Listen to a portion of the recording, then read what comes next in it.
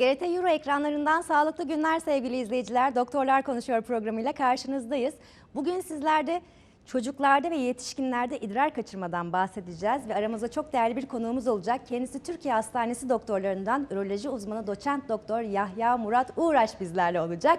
Ben hemen kendisine de dönmek istiyorum. Öncelikle hoş geldiniz hocam. Çok teşekkür ederim. Sağ olun. Sizler nasılsınız? Bizler deyiz. Sizleri gördük. Daha iyi olduk Sağ hocam. Hocam öncelikle izleyenlerimizin adına sizi tanıyabilir miyiz? Tabii ki. Ben 1968 yılında İzmir'de doğdum. 1993 yılında Ege Üniversitesi Tıp Fakültesini bitirdim. 2002 yılında da İnönü Üniversitesi'nin Tıp Fakültesi'nde üroloji anabilim dalında üroloji uzmanı oldum. Aynı anabilim dalında üroloji doçenti olduktan sonra da İstanbul'a geldim. Halen de Türkiye Gazetesi Hastanesi'nde üroloji hekimliği yapmaktayım. Görev almaktasınız. Evet. Bugün hocam konumuz çok önemli. Aslında herkesin, yani kadınlarda diyelim, daha çok muzdarip oldukları bir konu ama öncelikle şunu sormak istiyorum size. Üroloji hangi alanlarla ilgilenir? Evet, ürolojinin ilgi alanını ben şöyle tarif edeyim. Kadınlarda ve erkeklerde idrar yolları, yani böbrekler, idrar kanalları, mesane, mesanenin çıkışı. Bir de bunlara ilaveten erkek genital sisteminin cerrahi hastalıkları ile ilgilenir.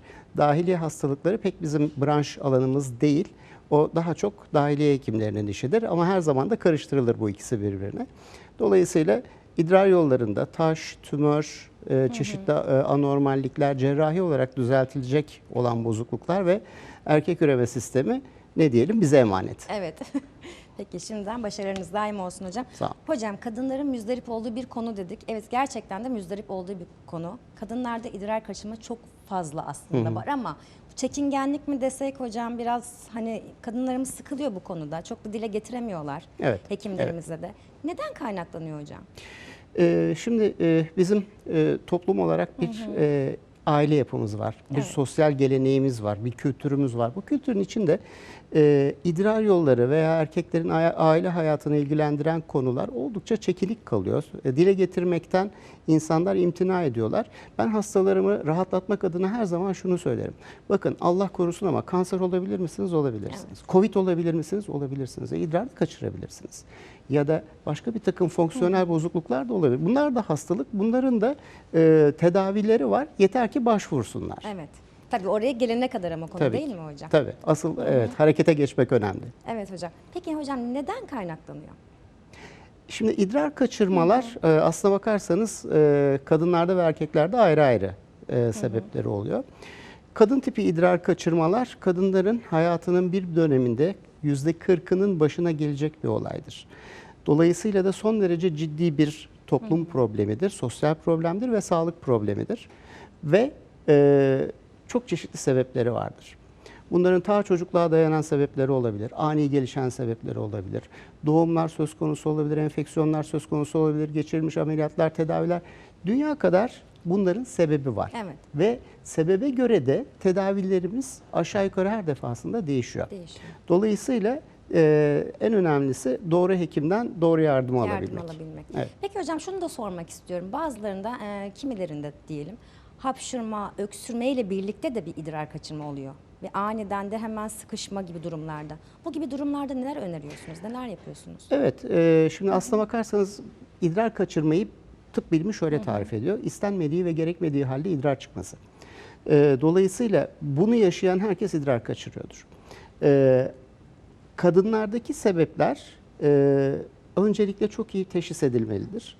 Bundan sonra tedavi süreçlerine girilmelidir. Kadınlardaki sebepler dediğimiz zaman hapşırıp öksürdüğümüz zaman kaçan idrarla hapşırıp öksürme olmaksızın oturduğunuz yerde kaçan idrar, gece uykudayken kaçan idrar hep farklı sebeplere dayanır. Tedavileri çok farklıdır. Hatta o kadar farklıdır ki bir bölümünü sadece ilaçla tedavi ederiz, bir bölümü cerrahisiz tedavi olmaz. Hapşırıp öksürmek de sizin sorunuzdaki konuya gelecek olursak hep beraber yaşlanıyoruz. Evet. Yaşlandıkça dokularımız eskiyor, gözümüz bozuluyor, kulağımız daha zor işitiyor, kalbimiz sorun çıkarmaya başlıyor. Mesane de böyle sorunlar çıkarmaya başlıyor.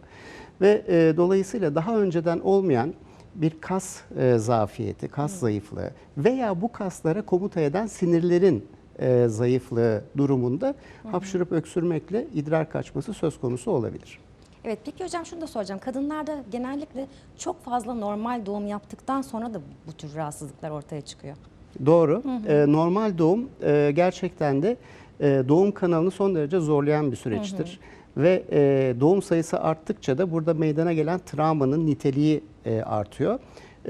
Kaslar hani bırakın yaşa bağlı zayıflamayı, o doğumdan kaynaklanan bir takım olumsuz etkenlere maruz kalıyorlar.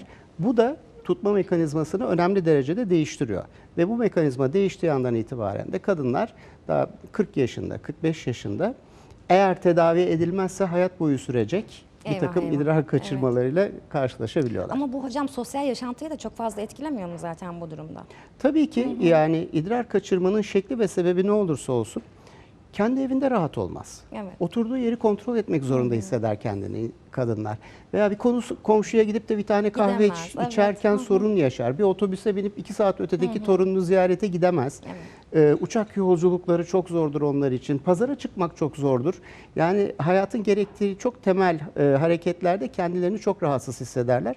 Dolayısıyla da bunların tedavi edilmesi şart. Evet. Peki hocam siz hangi tetkiklerden bahsediyorsunuz hastalarınıza? Neler yapıyorsunuz? Öncelikle Kişiye göre değişir dediniz. Hapşurma, öksürme, evet. Hani bir anda tutamama idrarını. Hepsinin farklı farklı mı oluyor bu durumda? tabii ki. Şimdi hapşırıp öksürdüğüm zaman idrar kaçırıyorum diyen bir kadın da ben oturduğum yerde aniden sıkışıp koştur koştur kendimi tuvalete Evet. atacağım. Evin kapısına anahtarı soktum, kapıda maalesef gitti. Bu ikisi çok farklı mekanizmalarla oluyor. Mekanizmalar farklı olunca tedavileri de çok değişik oluyor. Biz tanıda genellikle en önemli şey hastayla konuşmak, niteliğini, neviini anlamak, sonrasında da çok doğru bir muayene yapmaktır. Tabii kadınlar bu konuda son derece açık görüşlü. Ben hani bu konuda sorun yaşadığım hiçbir kadın hastam olmadı. Erkekleri bu konuda hem konuşturmak hem muayene etmek daha zor. Daha mı inanın zor bana. diyorsunuz evet hocam. Peki hocam ilaçla tedavisi mümkün mü? Bazılarının mümkün, Bazılarında. bazılarının mümkün. Örneğin bir kadın bana gelip ben böyle aniden sıkışıyorum, hemen etrafta tuvalet aramaya başlıyorum. Peki hapşırıp öksürdüğünüz zaman kaçırıyor. Çok da öyle bir şeyim yok. Gece kaçmaları. Şimdi bu anlattığım hasta ilaçla tedavi olmaya çok yatkın. Tabii önce tetkiklerine bakacağız. Basınçlarını ölçeceğiz ama bu hastanın ilaçla tedavi olma ihtimali çok yüksek. Öte yandan 4 tane normal doğum yapmış ya da bir trafik kazası geçirmiş, kalça kırığı yaşamış, ondan sonra idrar kaçırmaları başlamış. Burada bir anatomik bozukluk vardır. Bir anatomik bozukluğu da bir ilaç tedavisiyle gidermeniz mümkün değil. Orada cerrahi olarak bir şeyler yapmak gerekir. Peki hocam ameliyatlarda neler yapıyorsunuz? Öncesi ve sonrasında hastayı neler bekliyor? Bu süreç nasıl ilerliyor? Evet, öncelikle hastaya beklentiyi çok doğru oluşturmak lazım. Hiç kimse ameliyata %100 garanti vererek giremez. Onu söyleyeyim. O yapılmaz. Hekimliğe de etiğe de sığmaz. İhtimalleri hastayla çok detaylı konuşmak lazım. Cerrahiden sonra kaçırmanın devam etme olasılığı olan bazı durumlar var. Bunlar çok özel şeyler ama eğer hastanıza denk geldiyse öncesinde bilgi vermeniz lazım. Bu hem etik hem insani, daha da önemlisi Türkiye'de hukuki gereklilik. Şimdi böyle olduğu zaman hastalarla çok doğru konuşmak, teşhisi çok doğru koymak, sonrasında da cerrahiye karar verdiysek hastayı cerrahiye hazırlamak gerekir.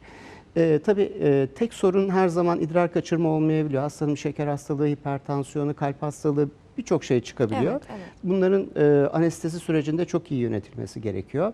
Cerrahi sürecinde mutlak surette bu konuda son derece deneyimli cerrahların işi götürmesi önemli. Çünkü bu hani bizim bilimsel çalışmalarımız şunu gösteriyor. Cerrahın tecrübesi bu konularda arttıkça idrar tutma ihtimali de artıyor kadının. Evet. Dolayısıyla yani doğru bir yerde doğru teşhis ve doğru cerrahi. Teknik, doğru cerrahi. Sonrasında hastaların bir bölümünün sondayla bekleme ihtimali olabilir. Bunu hastalara mutlaka anlatmak Peki bu lazım. durumda hocam yaş kriteri olmuş olabiliyor mu?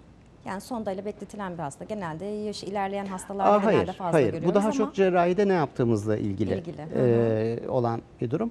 Hatta birçok idrar kaçırma ameliyatından hemen sonra sondayı çıkar. Yani ilk 24 saat içinde sondayı çıkardığımız çok ciddi bir grup var. Bazen hiç sondasız da yapmak ihtimal dahilinde. Tabi bu yapılacak tetkikler, ön tetkiklerle çok ilgili. Sonrasında bir pansuman gerekli olabileceği ve bölgenin hassasiyeti dikkate alınmalı. Bazı ameliyatlarda bu gerekebiliyor. Bu konuda hastaları bilgilendirmek lazım.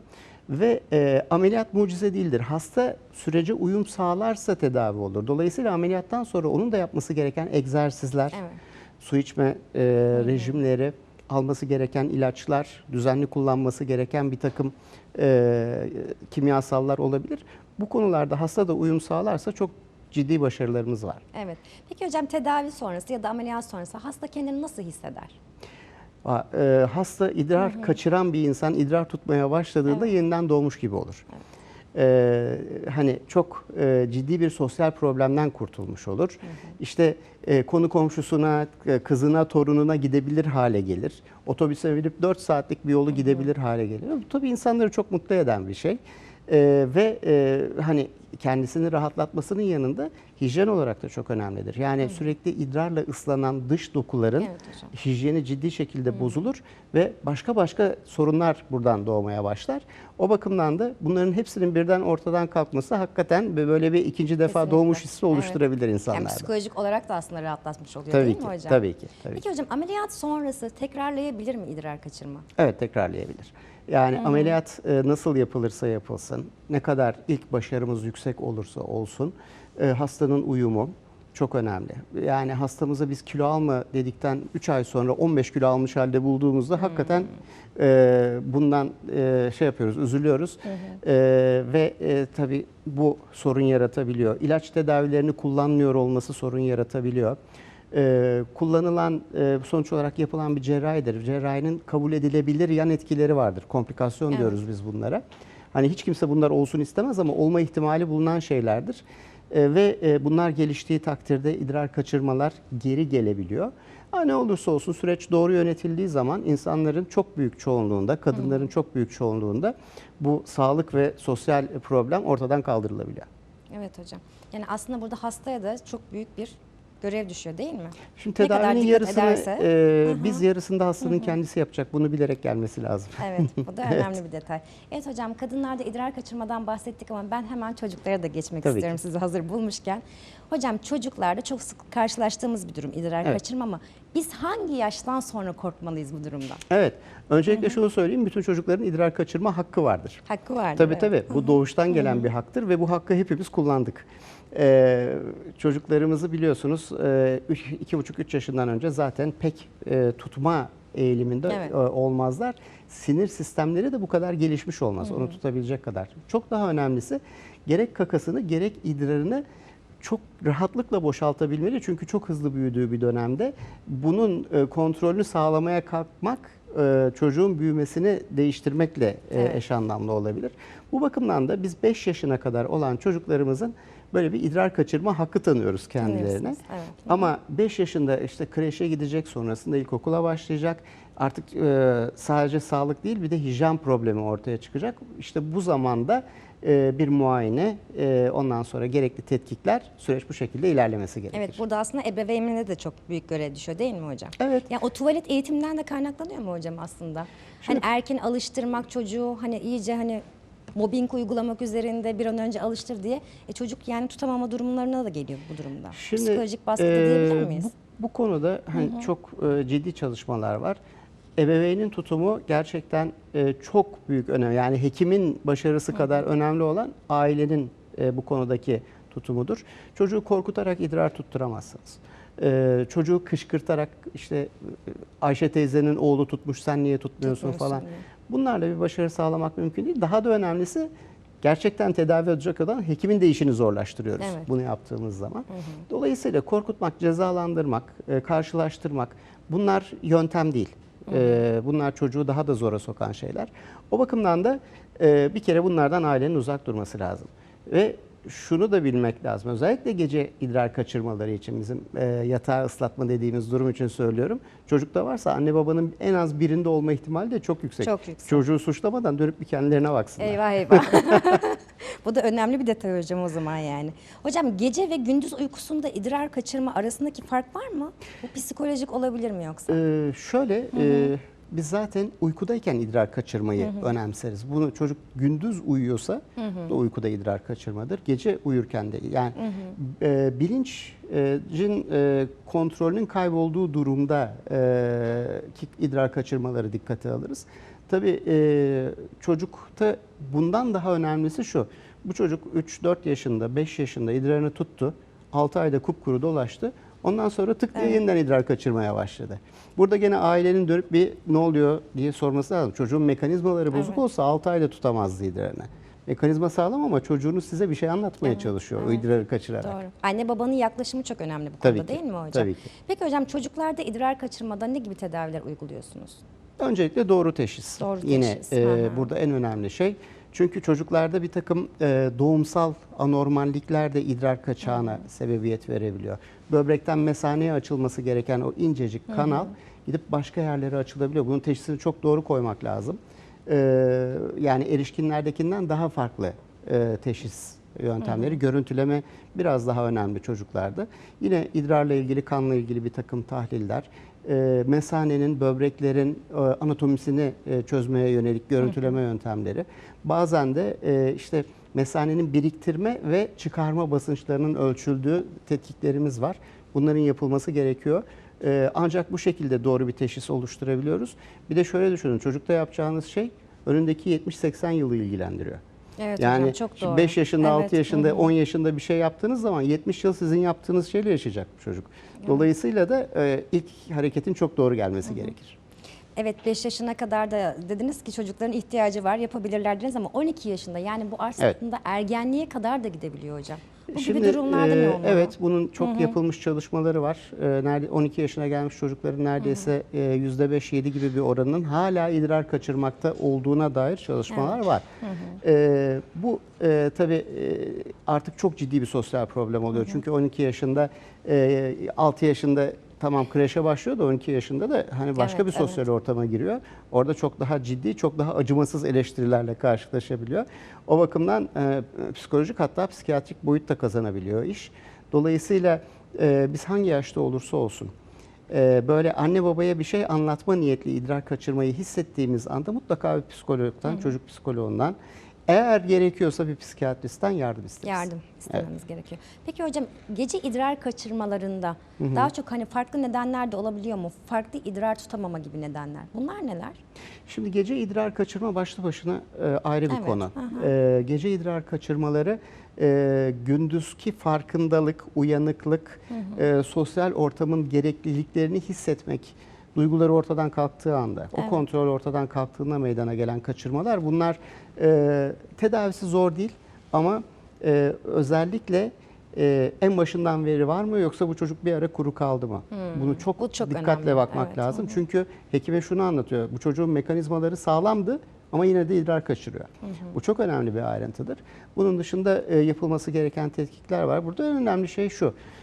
Komşunuz Ayşe teyzenin oğluna yaramış olan ilaç size yaramayacak. Hiç ona uğraşmayın. Veya aktardan aldığınız bir şey size yaramayacak. İnternette kendi kendinize Evet hocam, araştırarak maalesef. bulduğunuz şeyler yaramayacak. Çocuğun başını daha çok derde sokacak. Hele hele üstüne gitmek, 12 yaşına geldin, kocaman adam oldun, evleneceksin, askere gideceksin, idrar. Bunlar yöntem değil. Bunlar yanlış. Bunun hani kendileri doğru yapmayı herkes bilmeyebilir, bilmek zorunda değil ama doğru yapacak insanlara gitmek lazım. Tabii kesinlikle bir uzman hekime başvurmaları gerekir. Peki hocam çocuklarda yapmış olduğunuz tedaviden sonra tekrarlama ihtimali var mı? Daha düşük. Düşük. Çünkü bir anatomik bozukluğu düzeltme cerrahisi olabilir. Bir dar kanalı genişletme cerrahisi olabilir. İdrarın önündeki bir engeli çıkarma cerrahisi olabilir. Yani bunların da tekrarlama ihtimalleri var ama erişkinlerdeki kadar değil. Çocuklarda doğru işi yaptığımızda hayatının rahat geçeceğinden çok daha emin oluyoruz. Emin oluyorsunuz. Tabii. Evet hocam. Hocam ben şimdi sizi hazır bulmuşken birazcık da böyle idrar yolu enfeksiyonlarına doğru gitmek istiyorum. Çok Tabii fazla ki olur. karşılaşıyoruz ama hocam bir de şu terimi ilk defa duydum. Daha önce de konuşmuştuk sizinle. İdrar yolu tümörleri. Nedir hocam? İdrar yolu tümörleri maalesef erkeklerin en sık rastlanan, kadınlarda da sıklıkla rastlanan tümörler arasında geçer. İdrar yolu dediğimiz zaman böbrekler, idrar kanalları, mesane, erkeklerde prostat, her iki cinste de idrar çıkışı. Bu yapının her yeri tümör olması ihtimaline açıktır. Bazılarında daha yüksek, bazılarında daha azdır. Bazılarında sigara etkilidir, bazılarında değildir. Bazılarında endüstriyel toksinler dediğimiz, çevre kirliliği dediğimiz, beslenme kaynaklı dediğimiz tümörler. Bazılarında ise genetiğinden kaynaklanan tümörler daha ön plandadır. Ama sonuç olarak tümör, kanser adı üzerinde yayılan ve doğru tedavi edilmediğinde de sonu maalesef kötü biten hastalıklardır. O bakımdan da en ufak belirtinin bir Dediğim gibi bunun ampirik tedavisi yok. Bir idrarımdan kan geldi, aman ne olacak, geçer. Ya da böbrek taşıdır, ben hep taş düşürüyorum, hep kanıyor zaten. Öyle değil. Böbrek taşı olup da idrarınızdan kan gelebilir ama o kan böbreğinizde kanser çıktığı için de gelebilir. Evet, Dolayısıyla bunları araştırmak lazım, üzerine düşmek lazım, uzmanından fikir almak lazım. Peki belirtileri nelerdir hocam? Tabii bulunduğu yere göre çok değişiyor. Erkeklerde prostatla ilgili olaylarda, erken safhalarda idrarla ilgili sorunlar, daha ileri safhalarda ise kemiklere yayılmasından kaynaklanan bir takım ağrılar, kırıklar söz konusu olabiliyor. Böbrek maalesef çok geç semptom veriyor. Hastalar çok geç hissediyorlar. Belki bir idrarındaki kanamayı umursamıyor ya da rutin tetkiklerde ufacık bir kan görülüyor, kimse üzerine düşmüyor. Bunlara dikkat etmek lazım ama genel olarak bir yerinizde bir ağrı varsa vücut boşu boşuna ağrımaz. O bel fıtığınızdan kaynaklanmıyor da olabilir. Bir baktırın. Evet, kesinlikle. Hocam peki idrar yolu enfeksiyonları çok sık karşılaştığımız bir durum. Tabii Gene bayanlarda daha fazla karşılaştığımız bir durum ama Evet. sonrasında tümöre dönüşebilir mi? Şöyle o konuda virütik bir takım tutulumların, yani virüs kaynaklı bazı hastalıkların özellikle rahim ağzı kanserine yol açma ihtimali biliyoruz. Evet. Biz bunu ve ona göre de hem ürologlar hem kadın doğumcular bu hastaları takip ederler. Çok sık idrar yolu enfeksiyonu geçirildiğinde mesane yüzeyinde ki sürekli asitle temas halinde olduğu için çok özel bir yapıdır mesane yüzeyi. Burada meydana gelecek değişiklikler daha ileride belki tümöre çevirebilecek durumlara yol açabilir. Ama idrar yolu enfeksiyonları genel anlamda tümöre dönmez. Onu Dönmez. söyleyeyim. Neden kaynaklanıyor peki hocam? Hazır konu açılmışken sormak İdrar istiyorum. yolu enfeksiyonları çok fazla çeşitli. Yani bir diş absesinden de kaynaklanıyor olabilir. Vücuttan saçılarak gelmiştir. Bir dışarıdan bulaşma yöntemiyle gelmiş olabilir. Kullanılan hijyenik malzemelerle bulaşmış olabilir. Girdiğiniz havuzdan bulaşmış olabilir. Cinsel yol kaynaklı olabilir. Burada en önemli şey idrar yolu enfeksiyonları bir hangi bakteridir araştırmasının yapılması lazım. Bunu şunun için söylüyorum. Yani %95'inde ilk tedavi aynıdır. Ve bunu ürolog olsun olmasın bütün hekimler bilir. Ama en başta alınacak bir basit kültür örneği tedavi başarısızlıklarında acaba biz hangi mikropla karşı karşıyaydık sorusuna Evet. en baştan antibiyotik kullanmaksızın, vücuda müdahale etmeksizin natif doğal haliyle aldığınız bir basit örnek tedavinin hepsini değiştirebiliyor. Yani ilaçla tedavisi mümkün olan bir hastalık Tabii aslında ki, değil mi hocam tabii ki, baktığınız tabii zaman? ki, tabii ki. Çok büyük çoğunluğu ilaçla tedavi olur zaten. İdrar yolu Hocam hemen enfeksiyonu. şunu da söylemek istiyorum. İdrar yolu enfeksiyonu olan bayanlarda diyeyim daha fazla. Tabii. Özellikle aktara giderler, işte oradan bir takım bitkisel otlar alırlar, işte bunları yaparlar, maydanoz sapını. Çok fazla da duyarız bunları. Bunlar kulaktan duyma. Aslında doğru bildiğimiz yanlışlar. Şimdi benim aklıma rahmetli oldu. Kendi kullandığı ilaçları içerken, kendi ürettiği ilaçları içerken rahmetli olan böyle ismi de bilinen, haberlere de konu olan bir Evet hocam. arkadaşımız vardı. Yani biz bilimle hareket etmek durumundayız. Biz kanıta dayalı hareket etmek durumundayız. Biz bildiğimiz bir şey varsa yayınlayıp ya da başkalarının bildiklerini yayınladıklarını takip edip ona göre tedavi etmek durumundayız. Ki genelin tedavi eden bizim hastamızı da tedavi etsin. Aktarlardan alınan bir şey yarar mı bilmiyorum. Böyle bir takım hastalıklarda bir takım işte cranberry kullanımı falan gibi kanıtlanmış, tıbba girmiş herbal ürünler mevcut. Ama acaba bunun ne kadarından sizin aktarın haberi var? Konu o.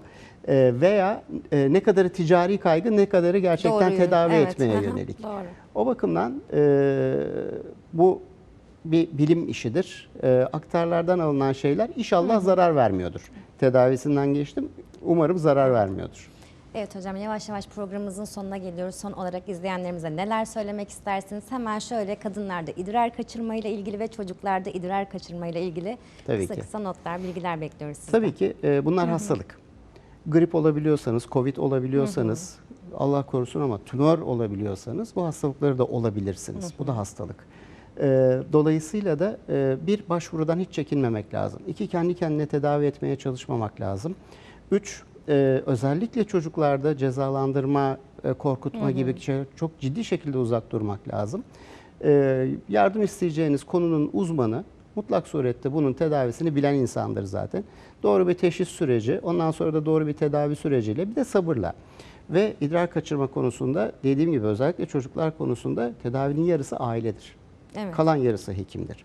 Şimdi ailenin çocuğun uyumunu sağlamadan bir tedavi başarısından söz etmek bazen mümkün olabiliyor ama bunu hazırlıklı olarak Aslında gelmek burada lazım. psikolojik baskı da çok önemli değil mi hocam? Tabii ki, tabii ki. Baskının olmaması çok önemli. Çünkü sorun var, üzerine bir sorun daha çıkarıyorsunuz. Evet. Yani ve sorun evde duruyor. Hani çocuk eve gitmekten imtina etmeye başlıyor. Orada bir korku kaynağı, bir baskı kaynağı olduğu zaman şimdi insan evine gitmekten korkar mı? Çocuğu o hale getirmemek lazım. Evet. Hocam çok teşekkür ederiz vermiş olduğunuz değerli bilgilerden dolayı. Ağzınıza sağlık, ayağınıza sağlık. Çok teşekkür ediyorum. Sağlıklı günler diliyorum. Evet. Evet sevgili izleyiciler, Murat Hocam'la programımızın sonuna gelmiş bulunmaktayız. Bir dahaki programımızda görüşmek dileğiyle sağlıklı kalın, hoşça kalın.